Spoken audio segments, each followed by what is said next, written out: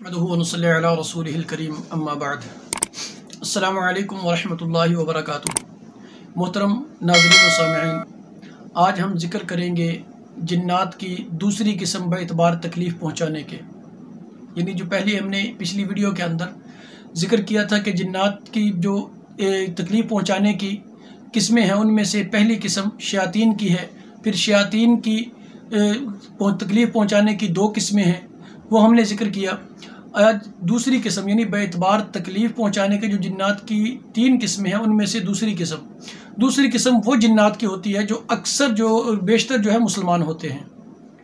उसकी वजह तकलीफ़ यानी मुसलमान हैं तो फिर तकलीफ़ क्यों पहुँचाते हैं, उसकी वजह यह है कि वो गलती भी हमारी अपनी होती है, यानी इंसानों की गलती है। और बिलखुसूस तकलीफ़ वो गलती भी ज़्यादातर औरतों की, हमारी माँ बहनों की होती है। उसकी वजह ये बनती है कि हम इंसान अच्छा तलाश नहीं करते, कोई आमिल अच्छा या अल्लाह का वली नेक आदमी को अच्छा तलाश नहीं करते, बल्कि या तो किताबों को देखकर या किसी आम इंसान जो अमलियात से बिल्कुल नावाकिफ़ है, जिसे अमलियात के आइन का भी ना पता हो, हम उसके पास चले जाते हैं, उससे वज़ाइफ पूछते हैं। मैं ये नहीं कहता कि जो उलमा इख्तलाफ रखते हैं, मुखालफत करते हैं, तो यानी मेरी जो आज बात करने वाला हूँ कि इसकी मुखालफत करते हैं तो वो गलत है, नहीं, वो हक़ पे हैं। हक़ पे वो इस वजह से हैं क्योंकि वो इस फील्ड को नहीं जानते, वो इस शोबे को जानते नहीं है। हाँ, अलबत्ता जो जानता हो, आलिम हो, तो वो बेहतर समझ सकता है कि ये वाकई बात सच है। यानी उलमा को जो इस चीज़ से वाकिफ़ नहीं है, जो आमिल नहीं है, सीधी सी बात है, जो आमिल नहीं है यानी रूहानी तबीब नहीं है, तो वो इस चीज़ को नहीं, जैसे ऐसे समझ ले कि जैसे आम डॉक्टर है, एलोपैथिक डॉक्टर है, वो होम्योपैथिक के डॉक्टर की नफ़ी करेगा, उसकी अद्वियात की नफ़ी करेगा। इसी तरह जो हुक्मा हैं, अतिब्बा हैं, वो ये एलोपैथिक जो डॉक्टर होगा या अद्वियात हैं, उनकी नफ़ी करेगा। वो बताएगा कि इसके अंदर नुकसान क्या क्या हैं। फ़ायदे उसे नहीं पता होगा, लेकिन उसे इतना पता है जो हमारी हिकमत है, देसी अद्वियात हैं या होम्योपैथिक की हैं या अंग्रेज़ी हैं, हर इंसान को जिसकी फ़ील्ड है उसे बेहतर पता है कि ये अद्वियात इस मसले के लिए हैं, ये बेहतर काम करती हैं बनिस्बत होम्योपैथिक से। ये होम्योपैथिक वाले ये सोचते हैं कि ये जो अंग्रेज़ी मेडिसिन है ये हमसे कम है, होम्योपैथिक ज़्यादा बेहतर असर करती है। या हुक्मा समझते हैं कि हमारी जड़ी बूटियाँ जो है, देसी अद्वियात, वो बेहतर असर करने वाली हैं। बहरहाल जिस फील्ड का इंसान हो उसे उस फील्ड का बेहतर पता होता है। इसलिए मैं कह रहा हूँ कि अगर उलमा इख्तलाफ करें तो मुझे कोई एतराज़ नहीं है, इसमें शक की बात भी नहीं है कि उलमा एतराज़ करते हैं। मैंने कई मरतबा सुना है, तो जिन सिर्फ़ एतराज़ वो करेंगे कि जो आलिम तो होंगे, मुत्तबे सुन्नत भी होंगे, शरीयत को जानने वाले भी होंगे, लेकिन इस फील्ड से वाक़फ़ियत नहीं रखते। इस फील्ड से जो वाक़फ़ियत रखता हो, क्योंकि जो बात करने वाला हूँ वो ये है कि अक्सर उलमा मैंने देखे हैं कि वज़ाइफ बता देते हैं। ये जो जिन्नात की जो नुकसान पहुँचाने के एतबार से दूसरी किस्म मैंने ज़िक्र करनी है कि अक्सर उलमा मैंने देखे हैं कि जो वज़ाइफ बता देते हैं, और वो वज़ाइफ सुनने के बाद मर्द हमारी माएँ बहनें बहुत ज़्यादा, मर्द तो बहुत कम करते हैं, माएँ बहनें बेटियाँ बहुत ज़्यादा वज़ाइफ की तरफ इनका रुझान होता है, वो बहुत ज़्यादा रग़बत रखती हैं इस चीज़ से, और फिर वो वज़ाइफ करती हैं। अब वो जब वज़ाइफ करती हैं तो फिर वो मुसलमान जिन्नात उन पर मुसल्लत हो जाते हैं। अब वो मुसल्लत क्यों होंगे, ये जहन में रखें, क्योंकि अल्लाह रब्बुल इज़्ज़त का कलाम है। जब भी किसी ने कोई वजीफ़ा बताना है, अल्लाह रब्बुल इज़्ज़त के अस्मा में से यानी नामों में से कोई नाम होगा, कुरान की आयत में से कोई आयत होगी, कुरान की सूरतों में से कोई सूरत होगी, कुरान के रुकुआत में से कोई रुकू होगा। यानी खुलासा कलाम ये है कि कुरानी आयत होगी, ठीक है। अल्लाह के नाम भी कुरान के अंदर तकरीबन पाए जाते हैं सब के सब, तो कुरानी आयत, कुरानी रुकू, कुरानी सूरत मौजूद होगी। तो इस सूरत के अंदर जब माँ बहन बेटी इस अमल को करेगी और अमल को करने के बाद वो उसे छोड़ देगी, यानी कि एक बच्ची का रिश्ता नहीं हो रहा, वालदा परेशान, वालदैन परेशान है, वालदा ने शुरू कर दिया कि मैंने इतनी मरतबा फ़लाँ सूरत फ़लाँ मौलवी साहब से सुनी है कि मैंने पढ़नी है, मेरी बच्ची का रिश्ता हो जाएगा। अब वो बेचारी 2 महीने, 3 महीने, 4 महीने मुसलसल फजर की नमाज के बाद, इशा की नमाज के बाद, मगरिब के बाद वो पढ़ती रहती है। अब उससे बेचारी को ये नहीं पता कि ये जो मैं मुतय्यन वक़्त करके, मुतय्यन तादाद करके पढ़ रही हूँ, इसका नुकसान मुझे क्या होगा। याद रखें, कुरान पढ़ने से नुकसान नहीं होता। आप पूरा कुरान रूटीन के साथ पढ़ें, और पढ़ना चाहिए, हर इंसान पर फ़र्ज़ है, पढ़ें पूरा कुरान, हर रोज़ ख़त्म करें, कोई मसला नहीं है। लेकिन किसी एक सूरत, एक आयत को متعین کر کے پڑھنا جو ہے اور ایک وقت میں پڑھنا یہ باعث نقصان ہوتا ہے، چھوڑنے کے بعد پڑھتے ہوئے نقصان نہیں دیتا، یہ ذہن میں رکھیں۔ جب آپ اس عمل کو کر کے چھوڑ دیتے ہیں، چھوڑنے کے بعد اب کچھ وقت کے بعد وہ جو اس کے ساتھ صورت کے ساتھ منسلک ہوتے ہیں، یعنی جن کو اللہ رب العزت نے اس آیت یا اس صورت کے اتباع کے لیے بنایا ہے، یعنی جنات، یعنی ہر صورت کے اندر ہر آیت کے جو ہے نا متبعین ہیں، یعنی جنات کچھ نہ کچھ کسی نہ کسی آیت سے ہر جنات میں سے ہر ایک کو محبت ہوتی ہے۔ اس محبت کی وجہ سے وہ جنات جو ہے انسان کے ساتھ مانوس ہو جاتے ہیں، انسان کی طرف راغب ہو جاتے ہیں۔ جب وہ انسان اس عمل کو چھوڑ دیتا ہے، یعنی جیسے رشتے کے لیے یا مصیبت سے جان چھڑوانے کے لیے، نجات کے لیے، یا کاروبار کی ترقی کے لیے یا ملازمت کے لیے پڑھ لیتی ہیں، پڑھتے رہے، تقریباً اس میں 2 مہینے 3 مہینے 4 مہینے گزر گئے، سال گزر گیا۔ یہ کئی مرتبہ میں نے خود اپنی جو ہے نا نظروں سے دیکھا ہے، ایسے مریضوں کو دیکھا ہے، میرے پاس کئی ایسے مریض آئے ہیں اس وجہ سے کہ عمل کیا، عمل کرنے کے بعد مقصد پورا ہوا، اس عمل کو بالکل بھلا کے بیٹھ گئے، چھوڑ دیا بالکل۔ تو اس چھوڑنے کی وجہ سے جو اس کے متبعین جنات ہوتے ہیں، اب وہ انسان کے پڑھتے وقت جو ہے وہ اس کے طرف مائل ہوتے ہیں، مانوس ہو جاتے ہیں، وہ اس کے قریب رہنا شروع کر دیتے ہیں۔ کیوں؟ ان کو اس سے محبت ہو جاتی ہے کہ جس آیت سے، جس صورت سے ہمیں محبت ہے، وہی آیت اور وہی صورت یہ کثرت کے ساتھ پڑھ رہی ہے، تو اس لیے وہ اس کے قریب ہونا شروع ہو جاتے ہیں۔ جیسے ہی وہ قریب ہوتے ہیں، ان کو قرب حاصل ہوتا ہے، تو اب انسان کا مقصد حل ہو گیا، اب اس نے تلاوت چھوڑ دی، وہ وظیفہ چھوڑ دیا۔ اب جب وہ چھوڑ کر اس کے بعد نماز میں سستی کر لیتا ہے، بے پردگی کرتا ہے، یعنی وہ خصوصاً عورتوں کی بات ہے کہ بے پردگی کرتی ہے، یا پھر اس کے علاوہ خلاف شرع کوئی کام کرتی ہے، یعنی گناہ کے اندر مبتلا ہوتی ہے، تو اس صورت کے اندر کیونکہ جو وہ اس کے ساتھ مانوس تھے، محبت کرنے لگے تھے، اس کے ساتھ اس کی طرف راغب تھے، اب ان کو بہت زیادہ تکلیف ہوتی ہے کہ ہمیں اس نے پڑھ کر اپنی طرف متوجہ کیا، اب یہ وہ کام کر رہی ہے کہ جو ہمیں بہت زیادہ ناپسندیدہ ہے۔ اب ان کا کام کیا ہوتا ہے؟ اب وہ اس مریض کو تکلیف پہنچانا شروع کر دیتے ہیں۔ اب تکلیف بہت زیادہ پہنچتی ہے، اور اتنا پہنچتی ہے کہ یقین کریں کہ انسان کو پتہ بھی نہیں چلتا۔ میں نے کئی ایسے کیس دیکھے ہیں۔ میں نے ایک مرتبہ میں لاہور میں تھا، تو ایک مریض تھا قصور کے اندر، تو اب کافی ماشاءاللہ صحت مند خاتون تھی، تو وہ عورت اچانک جو ہے تقریباً مہینے ڈیڑھ کے اندر چارپائی پہ آ گئی۔ انہوں نے تقریباً لاہور کے کہتے ہیں کہ بقول ان کے کہ کوئی ہاسپٹل کوئی ڈاکٹر نہیں چھوڑا، یعنی ہر ہاسپٹل میں گئے تاکہ یہ صحت یاب ہو جائے، کیونکہ کل تک بالکل ٹھیک تھی۔ اب مہینے ڈیڑھ کے اندر کیفیت یہ ہے کہ قضائے حاجت کے لیے وہ اگر واش روم بھی جانا چاہیں تب بھی وہ اپنے قدموں پہ جا نہیں سکتی، تو کافی پریشانی تھی۔ تو قدرتی کوئی دوست کے ساتھ تعلق تھا، آگے پھر بات چلتے چلتے کسی کو پتہ چلا، تو بات مجھ تک پہنچی، میرے پاس آئے۔ جب میں نے تشخیص کی اپنی، تو پتہ چلا کہ اسے مسئلہ صرف جنات کا ہے۔ اب جنات کا مسئلہ میں نے ان کو بتایا جی جسمانی امراض میں سے تقریباً بہت کم مرض ہیں، کوئی خاص مرض نہیں ہے، تو صرف مسئلہ اس بچی کو، اس عورت کو جو ہے، خاتون کو جنات کا ہے۔ اب وہ ان کو بڑا تعجب ہوا۔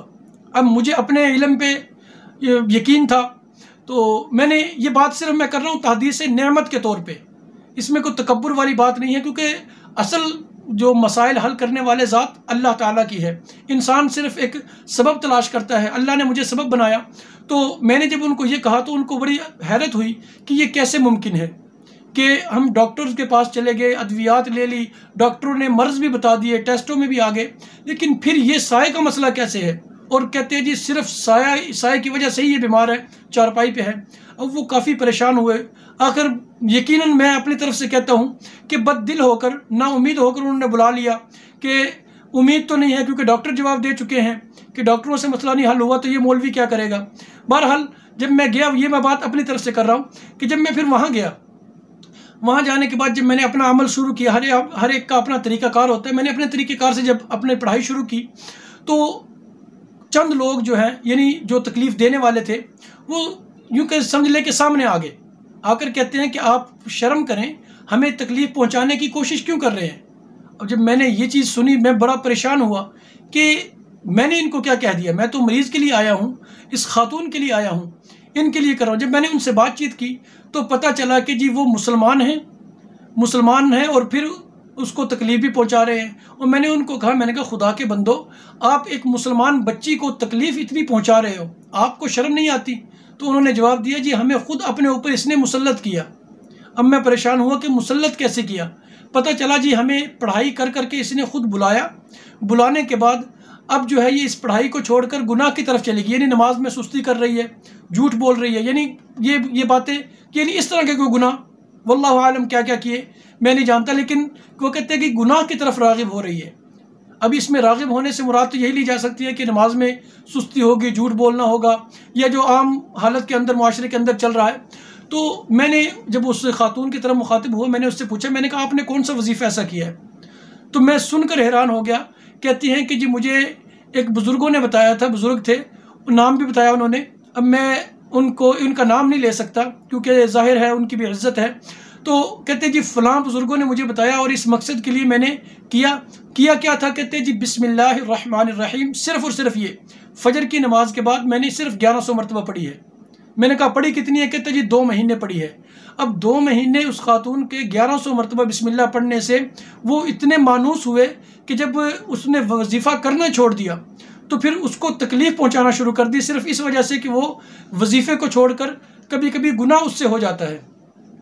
تو میں نے ان سے بات کی، سمجھانے کی کوشش کی، اور اللہ نے کیا، اللہ رب العزت نے کامیابی عطا فرمائی کہ ان سے بات طے ہو گئی، اور ان سے بات یہ طے ہوئی کہ یہ عورت تا زندگی اس کو چھوڑ نہیں سکتی۔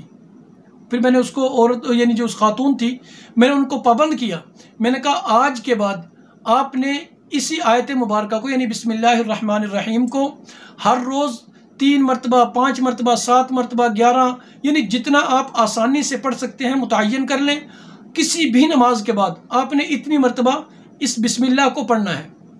یقین کریں کہ جب ان سے بات چیت ہوئی اور یعنی ہماری بات چیت مکمل ہو چکی تو انہوں نے بھی کہا ٹھیک ہے جی ہم ان کو تنگ نہیں کریں گے۔ تقریباً 3 سے 4 گھنٹے گزرے ہوں گے، وہی عورت اپنے قدموں پہ اٹھ کر گھر کے تمام کام خود کرتی ہوئی میں نے خود دیکھی ہے۔ یعنی اللہ رب سبب بنانے والے اللہ رب العزت ہیں، شفا دینے والے بھی کسی انسان کا کمال نہیں ہے۔ میں نے یہ واقعہ ذکر صرف تحدیث نعمت کے طور پہ کیا ہے، اور یہ بتانے کے لیے کہ جو وظائف ہماری مائیں بہنیں بیٹیاں کرتی ہیں ان کا نقصان بھی ہوتا ہے۔ ہاں اگر تا زندگی آپ پڑھتی رہیں کوئی نقصان نہیں ہے، فائدہ ہی فائدہ ہے۔ اگر آپ پڑھ کر چھوڑ دیتی ہیں کسی مخصوص مقصد کے لیے، تو تعداد متعین کر کے، وقت متعین کر کے اگر آپ پڑھتی ہیں تو اس میں آپ کا نقصان زیادہ ہے اس وقت جب آپ چھوڑ دیتی ہیں۔ اگر کسی ماں بہن بیٹی نے ایسا کیا ہو، اس پہ ان جنات کا پھر سایہ شروع ہو جاتا ہے، یعنی تکلیف دینا وہ شروع ہو جاتے ہیں۔ اب وہ تکلیف کی ان کی ابتدائی نوعیت کیا ہوتی ہے یہ ذہن میں رکھیں۔ ہم نے علامات بھی بتانی ہیں کہ ان کی سب سے پہلی علامت ان کی یہ ہوتی ہے کہ وہ انسان کو خواب کے اندر آ کر ڈرائیں گے، یعنی اس بچی کو، اس خاتون کو خواب کے اندر ڈرائیں گے۔ ڈرنے کی کیفیت الگ ہوگی، یعنی ڈرائیں گے اس طرح کہ کوئی خطرناک انسان، یعنی شریر انسان اس کے پیچھے لگا ہوا ہے، یا پھر بہت ہی خطرناک جنات میں سے اس کے پیچھے لگا ہوا ہے، وہ دوڑ رہی ہے، بچنے کی کوشش کر رہی ہے، اور اسی دوڑ کے اندر اس کی آنکھ کھل جاتی ہے۔ اور یہ خواب اکثر ہو جاتے ہیں ایسا، پہلے ہفتے میں یا مہینے میں ایک بار آ گیا، پھر ہفتے میں ایک بار آئے گا، پھر دوسرے دن تیسرے دن آ جائے گا، پھر آہستہ آہستہ کیفیت روز کی بن جائے گی۔ جب یہ ہوگی کیفیت تو پھر اب وہ ٹینشن کے اندر، یعنی دماغی طور پر دماغ اس کا یوں سمجھ لے کہ سن رہنا شروع ہو جائے گا، سن کے قریب، سن نہیں ہوتا لیکن سن کے قریب رہنا شروع ہو جائے گا۔ اور اس کے بعد اس کو تکلیف شروع ہو جائے گی کہ اس کے کندھوں کے اندر کھچاؤ پیدا، یعنی پٹھوں میں کھچاؤ پیدا ہو جائے گا، اس کے جسم میں درد شروع ہو جائے گا، جسم ہر وقت ٹوٹا رہے گا، کہ یعنی انتہائی، یعنی ایسے سمجھ لیں کہ انسان بہت زیادہ کام کر کے جب انتہا کا تھک جاتا ہے اس وقت جو جسم کی کیفیت ہوتی ہے پھر یہ کیفیت شروع ہو جائے گی۔ پھر اس کے بعد آہستہ آہستہ وہ انسان کے اندر کے اعضاء، یعنی بالخصوص جو ہے معدے کا مسئلہ جو ہے اور گردوں کا مسئلہ، اس پہ زیادہ حملہ کرتے ہیں کہ انسان گردے فیل ہو جائیں گے، گردے بالکل بیکار ہو جائیں گے، یا معدہ اس کا بالکل گٹ ہو جائے گا کہ کوئی بھی چیز ہضم نہیں ہوگی۔ اور اس کے بعد آہستہ آہستہ جوڑوں کی طرف آ جائیں گے کہ انسان کے جوڑ جو ہے وہ ایسے ہو جائیں گے کہ بالکل چلنے پھرنے سے وہ بیچارہ معذور ہو جائے گا، اور تکلیف بھی آہستہ آہستہ بہت زیادہ شروع ہو جائے گی۔ اور تقریباً اکثر اگر اس طرف توجہ نہ جائے تو پھر یہ وقت بھی دور نہیں کہ اسی بیماری کے اندر اس کی دنیا سے رخصتی کا وقت بھی آ جائے، یعنی موت بھی آ جائے. ویسے زندگی موت اللہ رب العزت کے ہاتھ میں ہے، لیکن اس تکلیف کی وجہ سے، یہ تکلیف کے اندر مبتلا رہنے کی وجہ سے کمزوری انتہا کی ہو جائے گی، اور کمزوری ہوتے ہوتے اگر وقت پورا ہو چکا ہوگا تو اسی تکلیف کے اندر اس کی موت بھی واقع ہو سکتی ہے. اس لیے میری التجا ہے اپنی بہن بیٹی اپنی ماؤں سے کہ جب بھی آپ کوئی عمل کریں تو خدا کے لیے کسی عامل جو معتبر عامل ہو، یعنی متبع سنت ہو، اس سے اجازت لے کے، اگر وہ اجازت دے کہ آپ اس کے اہل ہیں، آپ پڑھ سکتی ہیں، تو تب عمل کریں، یا کسی اپنے پیر و مرشد سے اجازت لے کے، یعنی جس کے آپ بیعت ہیں ان سے اجازت لیں جو وہ آپ کو اجازت دیں. ان سے یہ نہیں کہنا کہ فلاں مقصد کے لیے میں نے فلاں وظیفہ کرنا، نہیں، بلکہ اپنے مرشد سے اپنا واقعہ ذکر کر دیں، مسئلہ ذکر کریں، وہ آپ کو بتا دیں گے کہ جی آپ کے لیے یہ بہتر ہے. کیونکہ ان کا تعلق بہت زبردست ہوتا ہے، وہ تزکیہ کے لیے ہوتا ہے کہ انسان کے اندر سے گناہوں کا مادہ ختم کرنے کی کوشش ہوتی ہے.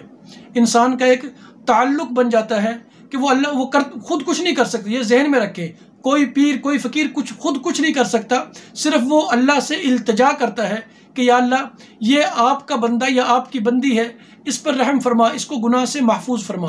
صرف اس اللہ والے کی دعا کی وجہ سے جو وہ وظیفہ بتاتے ہیں تو جنات کی ہمت نہیں ہوتی کہ وہ اس کے قریب بھی آ جائے، یعنی تکلیف کا خطرہ نہیں ہے. اگر آپ کو کوئی عامل نہ ملے یا کوئی اللہ کا ولی آپ کے یعنی اس میں نہ ہو ترتیب میں، یا آپ کسی کی بیعت نہ ہو، تو پھر بہتر طریقہ تو آپ کبھی بھی کوئی بھی وظیفہ نہ کیجئے، کوئی بھی وظیفہ نہ کیجئے. کیوں کہ یہ وظیفہ آپ شروع اگر کر لیتی ہیں تو تا زندگی کرنا ہے، پھر یاد رکھے چھوڑنا نہیں ہے. آپ کا مقصد حل ہو گیا تب بھی اس کو کریں، اگر آپ کا مقصد حل نہیں ہوا تب بھی آپ اس کو کریں، تا زندگی کے لیے آپ قید ہو جائیں گی. تو اگر آپ کو کہ اللہ والا یا عامل مل جاتا ہے پھر تو وہ جس طرح بتاتا ہے اس طرح کر لے. اگر نہیں ملتا، کتابیں دیکھ کر یا عام کسی عالم کی، عام کسی کی ویڈیو دیکھ کر آپ نے کوئی بھی وظیفہ نہیں کرنا. اور اسی بات سے علماء کئی اختلاف کرتے ہیں کہ اللہ کا قرآن ہے. کئی لوگ خود کہتے ہیں کہ جی اللہ کا کلام ہم پڑھ رہے ہیں، یہ کیسے ہو ممکن ہے؟ بھائی ممکن ہے، کیونکہ اللہ رب العزت کے جو دوسری مخلوق ہے وہ اللہ رب العزت کی کلام کے ساتھ ہم سے زیادہ مانوس ہے. جیسے ہم پڑھیں گے تو وہ محبت کی وجہ سے آپ کے قریب آ جائے گی، اور آپ اس کو چھوڑ کر جب گناہ کی طرف راغب ہوں گے تو پھر وہی آپ کو تکلیف بھی پہنچائے گی. اگر کوئی پھر بھی کسی کو شوق ہو، کوئی ماں بہن پڑھنا چاہے، ایک تو اجازت لے، اگر اجازت نہیں ملتی تو پھر خدا کے لیے کوئی وظیفہ نہ کرے. ہاں البتہ آپ اگر کوئی کرنا چاہتے ہیں، پڑھنے کا شوق ہے، تو روٹین پہ قرآن کی تلاوت جتنی مرضی کریں، ہر روز پورا قرآن بھی پڑھیں تب بھی مسئلہ نہیں ہے. اور اگر آپ قرآن کے علاوہ کچھ پڑھنا چاہتے ہیں تو سب سے بہترین چیز ہے درود ابراہیمی. درود ابراہیمی آپ دن متعین کریں، وقت متعین کریں، تعداد متعین کریں، یعنی تمام چیزیں متعین کرنے کے بعد بھی اگر آپ اس کو پڑھتے ہیں اور مہینے، 2 مہینے، 4 مہینے، سال کے بعد اگر آپ چھوڑ بھی دیتے ہیں تو آپ کا رتی بھر بھی نقصان نہیں ہوگا، البتہ فائدہ ضرور ہوتا چلا جائے گا. تو اس لیے جب بھی ایسا مسئلہ ہو، جب بھی کوئی ایسی نوعیت ہو، یہ عاملین سے مخاطب ہوں کہ جب بھی ایسا مریض آپ کے سامنے آئے جن کے اندر یہ علامات ہو یا اس وجہ سے تکلیف پہنچی ہو، تو اس وقت آپ نے کرنا یہ ہے کہ ان سے محبت سے بات کرنی ہے.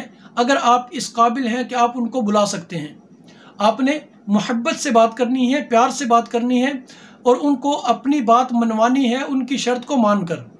یعنی وہ شرط یہ رکھیں گے کہ آئندہ یہ عورت یہ وظیفہ نہیں کرے گی تو ٹھیک ہے وہ نہ کرے، یا وہ کہے جی اس نے کرنا ہے تب ہم چھوڑیں گے، تو اس کو عورت کو خاتون کو پابند کرے کہ ٹھیک کم سے کم کر لے. اگر وہ 200 مرتبہ، 100 مرتبہ یا 300 مرتبہ یا 1000 مرتبہ کر رہی ہے تو کم سے کم مقدار پر لے آئیں، ان سے معاہدہ کر لے کہ ٹھیک ہے یہ پڑھے گی، اس کی تعداد یہ رکھے گی اپنی مرضی کی، لیکن پڑھے گی ضرور. یعنی ان سے معاہدہ کرنے کی کوشش کریں لیکن ضد نہ کریں. اگر آپ ضد کریں گے، اپنا آپ دکھائیں گے، اپنے اندر تکبر پیدا کریں گے، یقین مانیں کہ آپ سے بڑے عامل ان میں موجود ہیں، آپ سے بڑے عامل ان میں موجود ہیں، آپ کے ہر عمل کا توڑ ان کے پاس موجود ہے. یہ تو تمام عاملین متفق ہیں اس بات پر کہ جنات کے اندر انسانوں سے بڑے عامل ہیں. اگر ان جنات ہار مانتے ہیں، جہاں وہ تھک جاتے ہیں، جس کا توڑ نہیں ہے، تو وہ صرف اور صرف آیت الکرسی ہے. اور آیت الکرسی بھی پوری نہیں بلکہ अक्सर मुआमिलीन उलमा ने बताया कि वला यऊदुहु हिफ्ज़ुहुमा व हुवल अलियुल अज़ीम, ये जो आखिरी जुमला है इसका तोड़ जो है उनके पास नहीं है। तो इसलिए अगर कोई आमिल इलाज करता है तो खुदा के लिए ऐसे मामले के अंदर परहेज़ के साथ, आसानी के साथ, प्यार और मोहब्बत के साथ बात भी करे और प्यार मोहब्बत से मामले को सुलझाने की कोशिश करे। अगर आप नहीं कर सकते तो वाज़े तौर पर मरीज़ को जवाब दे, जी मेरी हैसियत से बढ़कर है, मैं इसका इलाज नहीं कर सकता, ये मुझसे नहीं होगा।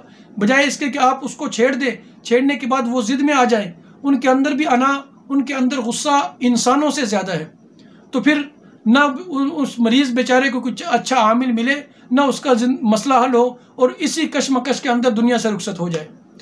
तो इसलिए जो भी करें, जो भी मैंने आज जिक्र किया है, तो इसको अगर कोई सुनता है, सीधी सी बात है, मैं नहीं कहता कि मेरी हर बात सच है या अमल करो, ये मेरा अपना नज़रिया है, मेरे अपने तजर्बात हैं, मेरे अपने मुशाहिदात हैं जो मैंने आज जिक्र कर दिए। अगर इससे बढ़कर कोई करता है या कोई बढ़कर या इसकी तरदीद करता है तो मेरा उससे कोई इख्तलाफ नहीं है, लेकिन जो मेरे मुशाहिदे में है, मेरा नज़रिया है, जो मेरी ज़िंदगी में चीज़ वाक़या हुई है, उसके बारे में आज मैंने जिक्र कर दिया। अल्लाह से दुआ है कि अल्लाह रब्बुल इज़्ज़त हमारी माओ बहनों को तमाम जिन्नात से, यानी तमाम शर से, शरीरों से महफूज फरमाए। अस्सलामु अलैकुम व रहमतुल्लाहि व बरकातहू।